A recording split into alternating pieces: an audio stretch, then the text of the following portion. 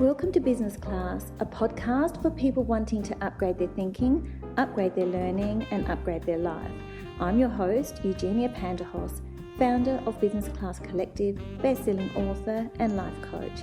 If you're an entrepreneur, a startup, or someone who dreams of reaching their full potential, then you're in the right place. You'll feel empowered and inspired to design the life you've always wanted. Let's do this.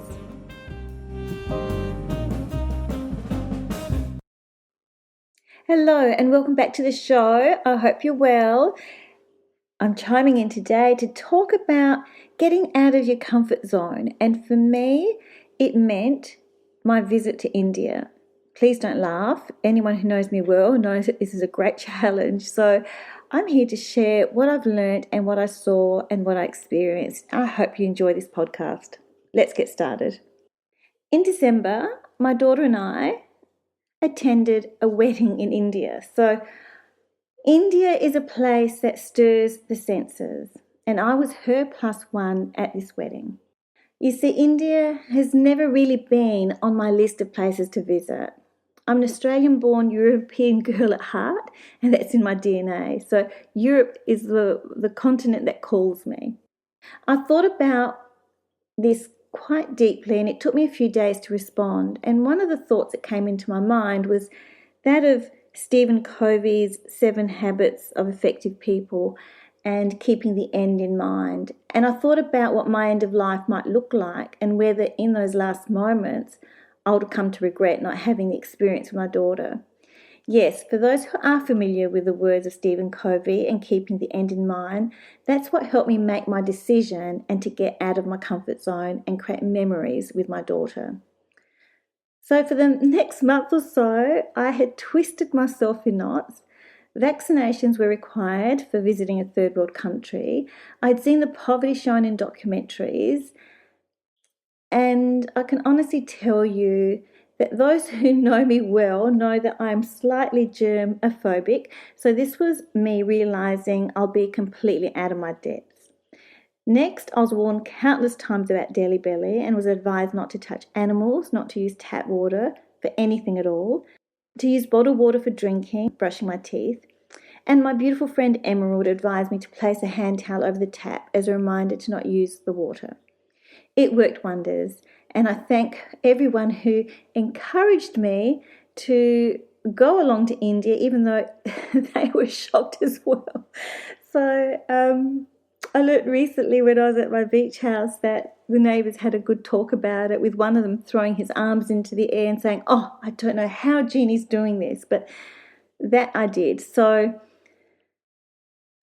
I realised that there will be no singing in the shower, just in case the water entered my mouth. If anyone has watched Sex and the City, you know the scene with Charlotte having a beautiful shower and suddenly that's how she ends up becoming sick. So we arrived in Delhi via Singapore in the evening on Friday, the 13th of December. And yes, you know, for those who are superstitious or those that are not, it matters not. But I arranged a driver through the Connaught Hotel, which is where we were staying. The exterior of the car was decorated with prints of a toucan, butterflies and bird of paradise plant, beautiful and colourful, and the car was luxurious. And I thought, wow, welcome to India. Our introduction to Delhi was welcoming and pleasant indeed. The honking and tooting of car horns played out like a symphony orchestra tuning their instruments. Quite quickly, there seemed to be a lively rhythm to the beeping and tooting, and we kind of got used to the musical sounds of the city. Trucks with the words blowhorn in large letters at the back of the vehicle encouraged drivers to toot so that the trucks can move over and create space for cars to zoom past them. Organised chaos is the only way to describe it. The streets were filled with colourful trucks and colourful tuk-tuks with a green burst of yellow canopies, all zooming past cars and buses. We learnt that 80% of the people who travel do so by metro, train or buses. The remaining 20% is what we see on the roads, and anyone who's travelled to India knows just how congested the traffic gets. Currently, the population of India is about 1.4 billion. The air was filled with pollution that smelt much like that of a distant fire burning somewhere far away. We travelled on sealed roads, and impressive highways, past opulent British Raj homes and delightful streetscapes of greenery that was kind of struggling from the pollution and seemed to be weighed down by the heaviness of the environment. They lack the verdant liveliness that we are accustomed to in our own country and home gardens. We drove past three-lined statues, a British-style fountain, a convent of Jesus and Mary, past the three Buddha lions representing power, courage and confidence. And in that particular section of the road, I realised just how diverse the beliefs are in India and the legacy of the British in India. On the way to our hotel, the streetscapes changed very quickly. One street would look commercial and well kept, others decorated with fountains and statues, and as we turned a corner, people were living in shanty houses beneath cardboard or some squatting by a tin can that was placed over a small fire. It's winter time, so I don't know if they were keeping warm or cooking something. The contrast of India was so very obvious, and my daughter and I felt it pull at our heartstrings. There's no doubt about that. Our driver arrived at the closed gate of the hotel, not being able to enter until security checked beneath the bonnet and in the boot. Once cleared, our driver dropped us off at the front of the hotel, and next we met smiling and welcoming security guards who required that all our luggage and handbags were placed on a security conveyor belt outside the entrance of the hotel before we could proceed to reception. It made me think that these protocols may be the result of what happened at the Mumbai Taj Hotel in 2008, and to be honest, I was thankful to know this level of security was in place. The Connaught Hotel was amazing, adorned with Christmas trees and nutcrackers for the festive season. The staff were welcoming and attentive. We even had flowers delivered to our room with a personalised note. Who doesn't love that? Our room was beautifully styled in tones of green, white, black and caramel. From the window we could see across to the tall city buildings all lit up. After a shower and good night's sleep, we enjoyed a delicious traditional Indian breakfast. Think dosa pancakes filled with an aromatic assortment of vegetable korma, mango chutney, raita and pickles, light breakfast noodles with a sprinkling of black pepper, no chilli, aromatic bowls of dal, just delightful. Of course, a Western breakfast was available, but as the saying goes, when in India. So returning to our room to dress into our yellow saffron coloured outfits, I had trouble navigating what to wear and how to wear it. The delightful receptionist saw some safety pins, and in the bathroom by reception she dressed me. Now everything was in place and I could wear my yellow coloured sari confidently. The drive to the ceremony was some 45 minutes, and the bride's parents had generously arranged a driver for us for both days. This was truly appreciated, as navigating Delhi would be completely overwhelming. We drove past temples, down tree-lined avenues, past a gathering of cows, carts laden with fruit for sale, bunches of bananas and monkeys surrounding them, hoping to chomp on the tropical fruit. The landscape changed once again, and although the sky was blue and clear, the poverty was so near. People living in makeshift tents, washing hanging on fencing, children rummaging. Our heart broke. The contrast between rich and poor is so very real. The glories of the Howdy ceremony was the first of the 3 ceremonies we attended. Starting around midday with everyone dressed in golden hues, it was an absolutely delightful day. My daughter and I wore a traditional sari that I sourced from India well before the trip, and my daughter's sari didn't arrive in time, but she had a beautiful Camilla dress, and we were ready to celebrate the union of the betrothed. Imagine this. We arrive at the glorious reception centre with pavilions decorated in flowing folds of fabric, paper garlands, gold table lining the entrance with a variety of bouquets of flowers and white petals strewn in between. An abundance of flowers adorned the pavilion, round dining tables covered in pristine white tablecloths topped with yellow cloths, and chairs decorated with yellow bows. It looked like sunshine and happiness, and that's exactly how it felt. The maternal grandmother welcomed us with so much love, expressed through smiles and gestures of touch. We could not speak each other's language, but we all knew what was being communicated. She melted our hearts with her joy and her happiness. There was a DJ dancing, singing, and drumming. The atmosphere was contagious and glorious. The bride and groom's turmeric face and hand painting ceremony ended with flowers being thrown over them. And then yellow balloons were released and floated away in the sky. A buffet vegetarian lunch was enjoyed by all, and then it was time to rest for a few hours before the evening celebration. We went to a fellow guest's room to rest and get ready for the night ahead. From the window, we could see homeless people on the side of the street nearby and small children playing. The contrast is real. Here we are in all our glory and privilege, and just a short view away, there is poverty, and it's a lot to take in. Tonight I dressed in a red sari and my daughter in a regal purple and silver two-piece lehenga. She looked like a princess. We both felt very happy with our outfit choices and showing respect for our Indian friends. The entry was filled with silver hanging decorations, disco balls, golden palms, and a beautiful display of flowers. We turned right to come into a red-coloured entrance to the reception pavilions, also decorated in red, so beautiful and so special. The event Sangeet celebration was a resplendent affair with everyone dressed so colourfully and beautifully, their jewels sparkling and twinkling and wearing smiles that were miles wide. Platters of roaming canapes were served by white-gloved waiters dressed in yellow uniforms with red headwear, followed by the most delightful vegetarian buffet dinner. We were entertained by family members singing and performing dances for the bride and groom. The following evening, in our third outfit, Vows of Togetherness evening dinner celebration followed, and that was just beautiful.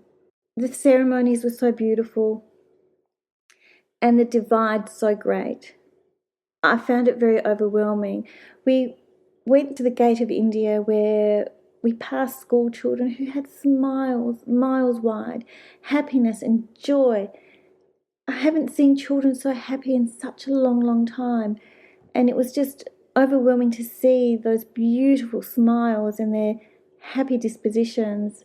And it kind of made me think, like, how in a country that we're lucky to live in the Western world, we seem to have everything, but sometimes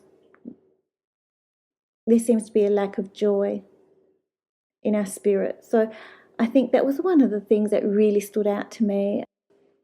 It makes sense now, as I have just learnt that India has a new subject, and that's called happiness.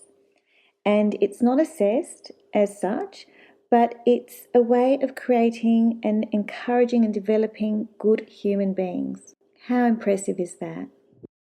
There was a French psychiatrist who travelled back and forth between France and India, researching, compiling notes and observations into a thesis, which he adapted into a book published in 2000, called Crazy About India, which revolves around a central question: does India itself bring forth transformations, or do people go there determined to be transformed?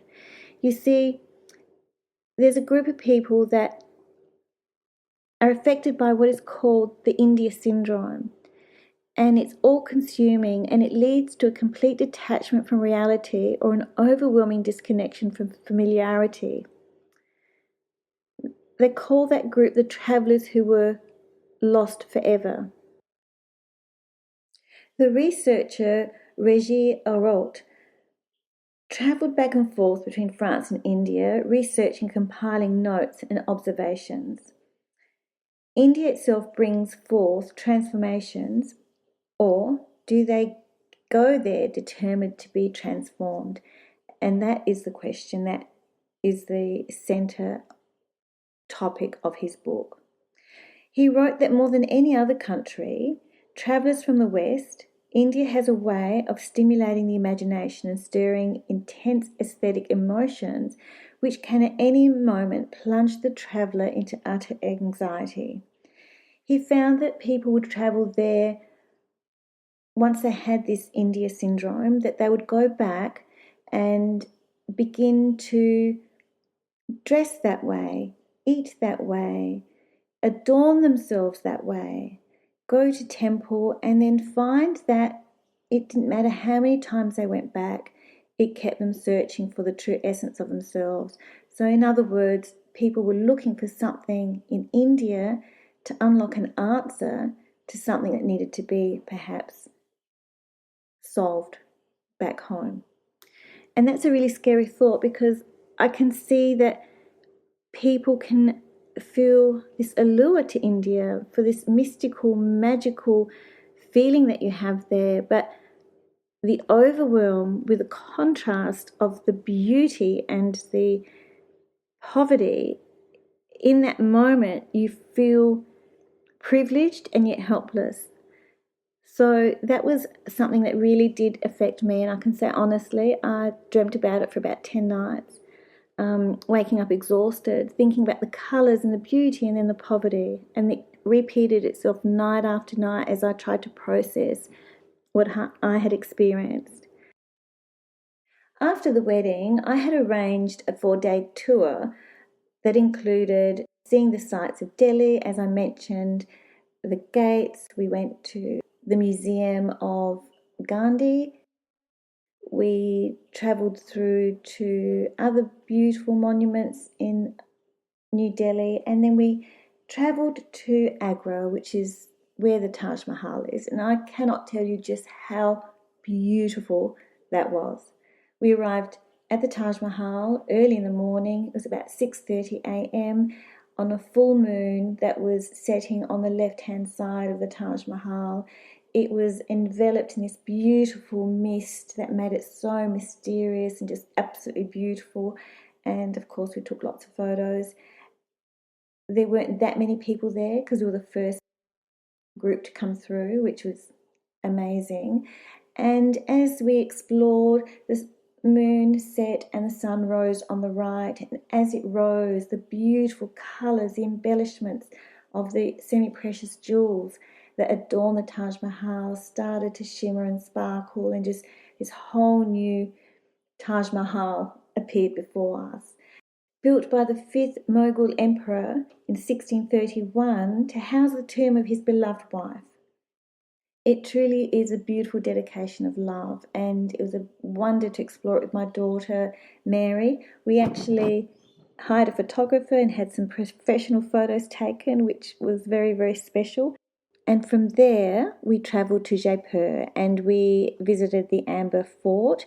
We visited a Hare Krishna temple, which was quite joyful and happy. And we visited the flower markets. And when we talk about flower markets, we don't mean bouquets of flowers. We mean mounds of marigolds and jasmine and roses that are used to throw into the air at ceremonies and weddings and for remembrances. So that was really wonderful. We had a wonderful guide, Mr. Singh. So we had a guide in each city, but Mr. Singh was something else. He was a character. He was so well respected and he was loved by everyone. And wherever we went, he was stopped and people were bowing to him. We realised that one of his forefathers was third in command under a particular Raj. So it's quite incredible to see that continued respect was shown for Mr. Singh. We had an absolute amazing experience, and India, with all of its beauty and with the contrast between beauty and poverty, I was definitely out of my comfort zone. I'm glad I travelled there with my daughter. It's not a place I think that I would travel alone. And on a final note with India, what I wanted to explain was it is a place that every service and everything that you experience must be tipped for. So the idea here is to have lots of money in different denominations to be able to tip appropriately for anything that you receive, anything that anyone does, anything for you. And also, if you're going to public bathrooms, you need to pay the person in the bathroom. These are things that weren't explained to us adequately before we left for India. Because we're at the wedding for 3 days, we didn't need it, but thereafter we did, and we made sure that we tipped appropriately. So that's my tip here. If you travel to India, make sure you tip and make sure you do it for every service that you receive. After Jaipur, we returned to Delhi, New Delhi, and we stored our luggage at our previous hotel. The most overwhelming part from that was I had arranged when we left New Delhi on our 4-day tour if we could store our luggage at that hotel, because we were actually staying at a hotel near the airport, departing back for Australia the next morning quite early. And they were very happy to accommodate.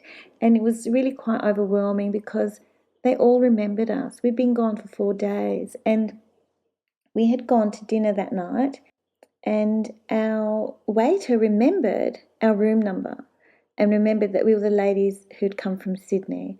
And that was really overwhelming. And I'll tell you why. And that's because not only did we experience the joys of the wedding and the challenges of the poverty we saw, and then the beauty of the Taj Mahal and the Amber Fort and the flowers and the temple and everything in between. Earlier that day, we had visited Old Delhi, which is the historic part of Delhi, and its origins date back to the Mughals. So we travelled through the side streets with our tuk-tuk driver, and it was chaos. There were tuk-tuks everywhere and rickshaws everywhere, and you couldn't even move. It was like ants moving in this market. It was the Chandni Chowk market, and it was packed. On the advice of our tuk-tuk driver, he said, do not look at anyone, do not speak to anyone. He said, head down and we just go together to everything. So he was absolutely amazing, and without him, I don't think I could ever have had visited Old Delhi. It is where the spices are, where all the bangles are, where all the wedding dresses are, and the male bridal outfits are. It's packed. The aromas, the scents, the noise, the chaos. I'm glad we did it, but I would not have wanted to have done it alone, and I'm glad we had our tuk-tuk driver who took us there. So, yes, that night we had dinner at the hotel, and then we made our way to our new hotel, which was near the airport, and stayed there ready for our flight home. All in all, India is wonderful. The people were beautiful. The scenery was amazing. Our drivers and our tuk-tuk drivers were so helpful and ever so grateful for the experience. I think you just need to know that India is a country that has paradoxes. There's so much wealth and there's so much prosperity, and yet there's so much poverty. And I think that's the thing you've just got to get your head around. The people are beautiful, the food is delicious, the sights are lovely. And a final thought is, this podcast started with getting out of your comfort zone. And for me, I most definitely got out of my comfort zone. I faced my challenges, I faced my fears, I faced my uncertainties, and I responded appropriately rather than reacting. Although I felt very deeply for what I saw around me, I still grew as a person, grew through the experience, grew through sharing it with my daughter, and I'm happy that I did it. And when I think back on what life might look like by not travelling to India, I'm glad I said yes, and I'm glad I listened to the whispers, I'm glad I faced my fears, and I'm glad I rose to the challenge. Anyway, I hope you've enjoyed your journey to India with me. Until next time. You've been listening to Business Class, presented by Eugenia Panterhos, founder of Business Class Collective. If you haven't yet, go to Apple Podcast, subscribe, rate and review this podcast. Share the love and let your family and friends know too. You can follow Business Class Collective on Instagram and Facebook. Join me next time.